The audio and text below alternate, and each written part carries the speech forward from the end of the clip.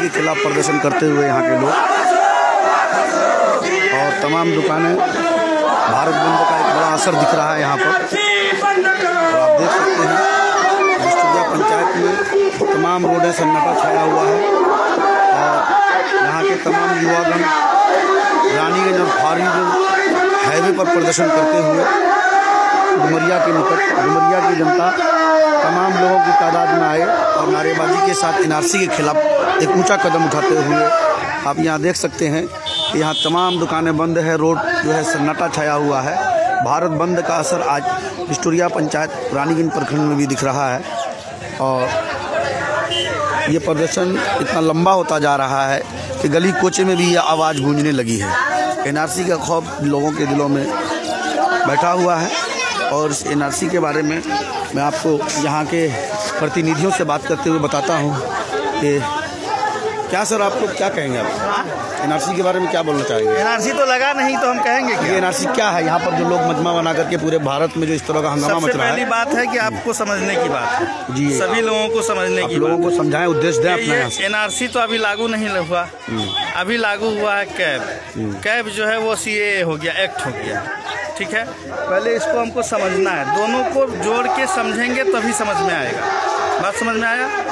तो दोनों को जब हम जोड़ते हैं तब हमको लगता है कि ये हिंदुस्तान के खिलाफ है, हिंदुस्तान के नागरिक के खिलाफ है और संविधान के खिलाफ है। सरकार के तो दावे हैं कि मुसलमानों के खिलाफ नहीं है, लेकिन फिर भी मुसलमान सबसे ज्यादा इसमें पहल कर रहे हैं। नहीं, ये नागरिकता के खिलाफ है ना, यहाँ के नागरिक लोगों के खिलाफ है। मैं आपको समझाता हूँ कि ये किसके किसके खिलाफ है, और अभी मेरे हिंदू भाई हैं वो लोग नहीं समझ रहे हैं कि ये किसके खिलाफ है। बहुत सारे लोग जो पढ़े लिखे लोग हैं वो समझ गए हैं, जो बाकी लोग हैं जो आम गांव में रहते हैं, हिंदुस्तान की आधी से ज़्यादा आबादी गांव में रहती है। गांव के लोग, अभी हिंदू मुस्लिम बहुत लोग ऐसे हैं जो नहीं जान रहे हैं कि ये किसके खिलाफ है। तो कैब और एनआरसी ये दो अलग अलग चीज़ है, लेकिन ये इसको पार्टीशन किया गया है। दोनों एक ही चीज़ है, लेकिन दिखाया जा रहा है कि दोनों अलग अलग चीज़ है। सर, आप लोग अपना उद्देश्य आवाम में तो देंगे ना? मैं समझा रहा हूँ, आप सुनिए। तो ये कैब और एनआरसी क्या है, ये पहले दोनों को हम लोग साथ में मिल के समझते हैं।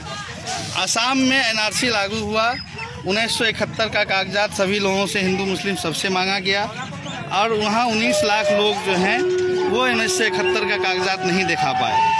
नहीं दिखाने के कारण एनआरसी के जरिए 19 लाख लोग, हिंदू मुसलमान लोग छटे इससे। जब इससे छटे तो उसमें मात्र 5 लाख मुसलमान लोग प्रभावित हुए, 13 लाख जो है हिंदू लोग प्रभावित हुए। ये सरकार समझ में आ गया इनको कि ये मामला हमारा गंभीर होता चला गया। इनके पास कोई मुद्दा अब बचा नहीं, ना राम मंदिर का बचा, ना और कुछ बचा। तो ये अब दूसरा मुद्दा महंगाई को या बेरोजगारी को, इस सबसे लोगों को भटकाने के लिए एनआरसी और कैब का इस्तेमाल कर रहे हैं। अब हमको समझना है, लोगों को समझाना है कि एनआरसी और कैब क्या है। एनआरसी 1971 के लोग जब कागजात दिखाएंगे वो भारत के नागरिक रहेंगे, जो नहीं दिखा पाएंगे वो नहीं रहेंगे। अब आइए, इसको कैब को एनआरसी लगाने के बाद लाना था। ये जब देख लिए कि असम में हम फेल हो रहे हैं तो कैब को आगे कर दिया, एनआरसी को पर्दे के पीछे कर दिया। यानी हाथी का दिखाने वाला दांत अलग, मिला जुला करके आपको लगता है कि सरकार की नीति यहाँ पर गड़बड़ है क्या? समझ लीजिए इसको, और लोग समझ रहे हैं, आप भी समझ। तो एनआरसी जो है वो है कि हम जितने भी लोग हैं कागजात दिखाएंगे वो 1971 का वो यहाँ रह पाएंगे। अब आप हमको बताइए कि गांव में जो भी मुस्लिम या हिंदू भाई हमारे रहते हैं, जो मजदूरी करते हैं, जो अपने बर्तनों में, हाड़ियों में अपने कागजात रखते हैं, वो कितने दिन 1971 का कागजात को रख पाएंगे? नहीं रख पाएंगे।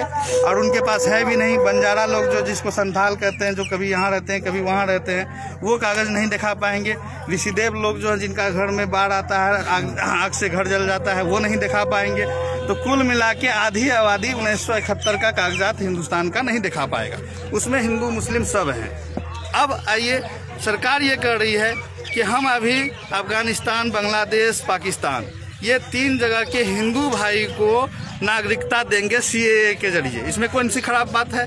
खराब बात यह है कि आपने ये भी कह दिया कि हम एनआरसी भी लाएंगे।